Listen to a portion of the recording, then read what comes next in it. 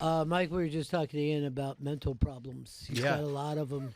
How's your head? Are you a sane person? Well, I'm better than I've ever been. I've been doing ketamine therapy for depression. I have bad depression, and medicine isn't working. So I went to a shrink and asked her for help. And I've been doing IV ketamine therapy mixed with cognitive behavioral therapy. Wow, and that's a nice better one. than ever. I've literally, and I feel okay, like finally kind of talking about it and being okay with it. But I hit a real rough patch for a bit where I was kind of scared. And this is the only thing that's helped. And a straight depression is all you have, or was it anxiety and depression? Crippling anxiety, but what I think it was a lot of like unresolved depression stuff finds other ways to come out. Right. Organization problems, like foggy headed, like getting mad. I think it's all just not being, happy. Right. And beating the shit out of myself about stuff. But 35 sessions now or so, 25, 35 sessions. And what do you find is most beneficial about it? Just like getting out of my own way. Like it's a disassociative. So I'm able to kind of leave myself when I'm having this panic and look at it from another perspective and go, it's not real. Like it's just fear. Yeah. It's just fear and love. And those are the only two ways that we can operate. And I've been operating from fear, I think, my whole life. So now it's just a lot of like, okay, like don't get wrapped up. I still get the anxiety, but it got to a point where, a little like a normal anxiety attack's like a little fire on the stovetop. Yeah. My whole kitchen was fucking up in flames. You know what I mean? And I didn't know how to get out. And I would panic and morning till night, just brutal. Coming out of the pandemic, it was the worst. Yeah. And now I'm able to it comes and it goes. Like it doesn't like capture me like it used to. But does it even feel like it's coming in from you, or does it feel like it's just sweeping in from somewhere else? It's just, it's like a fog rolls in and just doesn't leave. Right. It just stays there. And then it's like, shit, now I'm like, I can't see anything. I can't like focus on anything. It's brutal. So the people that never taken ketamine before, how would you explain that feeling to people? Well, it's kind of like a lot of people say it's like a psychedelic, but I don't feel it's lucid. It's like that dream that you have before you wake up that's like very vivid. And you're kind of there, you're kind of not. It almost feels like you're more at the dentist than on psychedelics. And is someone leading you through this? No, or are you injecting and then you do the therapy? Well, no, I'm at the doctor. I'm at an actual doctor, and you have like a blood pressure monitor, the pulse oximeter, the whole thing. You're in a leather recliner. You're sitting back. They put the IV in. It's a 90-minute session. The first 45 minutes is the ketamine experience, and then the second 45, you're kind of coming back out of it before they can let you walk out into the world, so you don't walk into traffic. And this is covered by insurance. Covered by insurance. Wow. It's done by a doctor. It's essentially for treatment-resistant depression, and all that means is I've tried 3 medicines and it didn't work. Right. And it's and then you can't drive that day because it's like ketamine's an anesthetic. So like if you've ever had surgery, ketamine's in the anesthesia, so you're feeling kind of weak-kneed and loopy. So I would always book my therapy sessions directly after it. So when I got home and was still kind of open, I would do this talk therapy for like an hour and a half. And it was like getting like a month worth of shit done in like one day. So, and then you go the first 4 weeks, you go twice a week. Monday and Thursday, Monday, Thursday, Monday, Thursday, Monday, Thursday. And then it's based on your weight. You take a GAD-7 test, which is generalized anxiety disorder test. So it's those questions that are like never, rarely, sometimes, always like call an ambulance.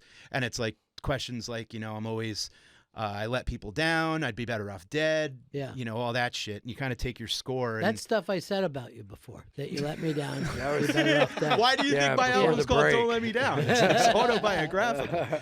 But no, it's... How do you do that and then not just want to spend all your time injecting fucking ketamine?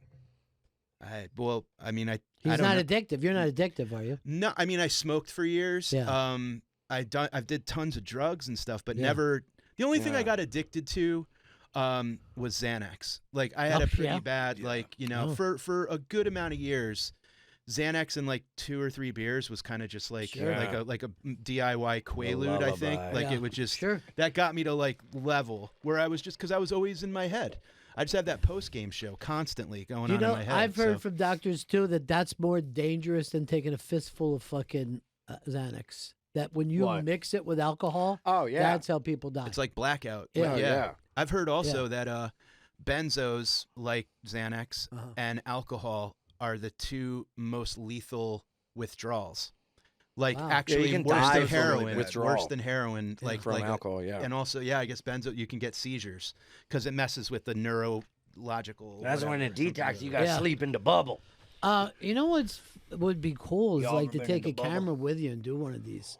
You know what I mean? It's interesting you say that. The doctor that I was going to wasn't into that idea, so I found another doctor, and I'm going in after Thanksgiving, and I'm going to tape one for sure. And I talked about it on my podcast with O'Teal, and I talked about it, and then I kind of shelved it for a couple weeks because I was like nervous about talking about anxiety and depression and stuff. Right. And then once I put it out, people were like, "Dude, thank you so much for talking about this." Like, I could find, and then it's like, "Oh, cool!" Like, it's okay. Like, it's so weird the way that like when you're in your own funk. 100%. You're like, shit, man, I'm the only one. That was the hardest part about, like, it was the year after the pandemic, like May of 21, I really started to like hit a bad slide.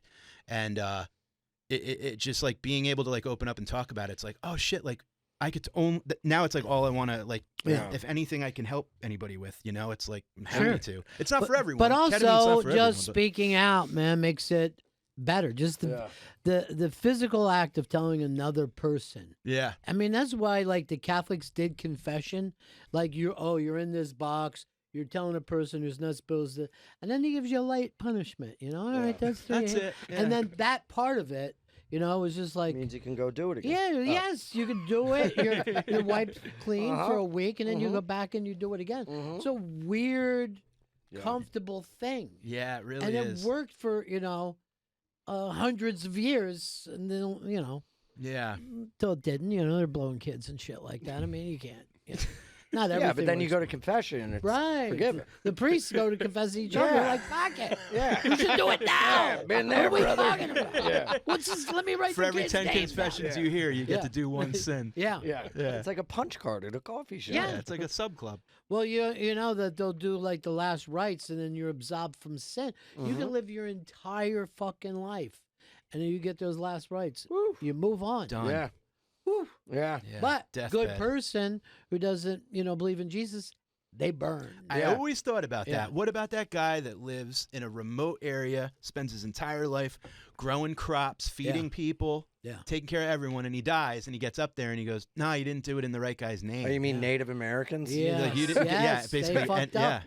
They're all in hell up. now because they didn't say the Jaybird before. Do you do you smoke weed? Not a lot. No. Do you think that did that contribute to the anxiety and everything? Oh, no. This was like, I stopped smoking for years before because I couldn't because of my anxiety. Yeah. If I smoked pot, I felt like my entire head was like right behind my face. Just everything was ready to just explode. Like I just felt like it was awful. I couldn't do anything like that.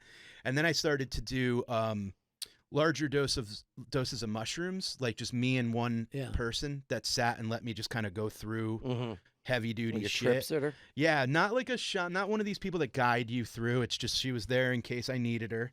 And I went to a place upstate and did like a big dose of mushrooms, and just she would say something and I'd start just bawling basically and like get rid of tons and tons of shit. And that helped a ton. And that got me kind of realizing like, oh, there's something other than Lexapro. There's something other than, whatever. I did psychedelics all the time, but it was recreational. I always did my drugs with booze. And this is like, now I'm doing it in like in the morning. Yeah. Like, fasting before I do it and all that, like to actually get some work done. But what a lot of people I don't think realize is like and maybe this is why it's so hard for people to do work on themselves, is like once you start doing it, you got to be ready for the ride. Like it took me like a good year of like diving down deep into my shit to like come out the other end and be like, so you're just living with it around the clock until that. I kind of got to the point where I was telling my wife, like, you can go if you want. Like, I don't want to bring you through this shit. And she's like, where the fuck? Shut up. Like I'm with you here, but it's like, you got to do the work. And I think when people start to do the work, they get scared and turn and run. Of course. You know what I mean? Of course, it's difficult. Yeah. But I'm glad I did it. and I feel better than I ever have. But yeah, I mean, it's. I'm hoping that. It's great, man. Thanks, man. I'm just hoping that that it becomes more available. It becomes more readily, you know, because like you said, like I want to go shoot up ketamine. If you go find shit on the streets, man, you don't know what the fuck's in it. Yeah. So it's like you should be able to go do it in a safe place, you know.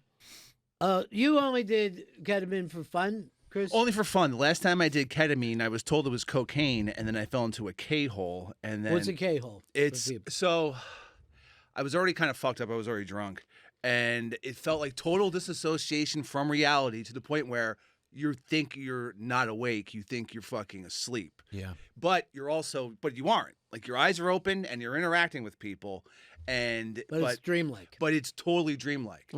It's very it's not fun. It's fucking terrible. Yeah, but that's the thing about it, is like the street use of anything.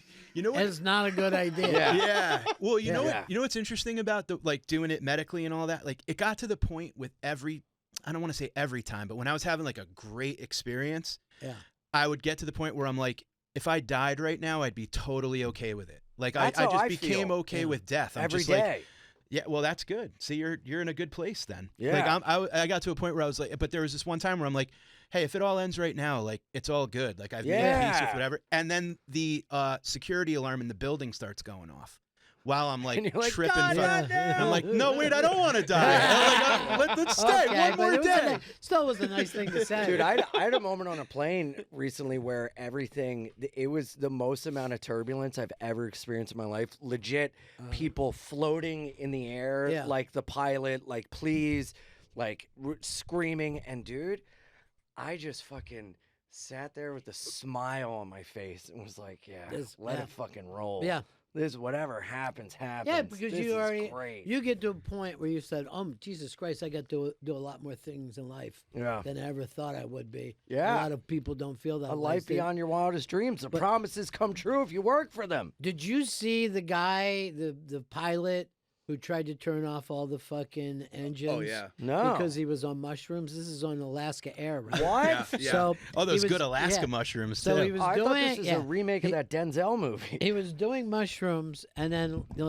so they said like there's 85 cases of attempted murder that he did this, and he was just like kind of jacking in, and then I think he went into court and said, I was on shrooms. And I went sideways, and I thought if I did this, everything would be okay. Like the trip would fucking level out. That's where I was. He's like, ladies and gentlemen, I think this is your captain speaking. Yeah.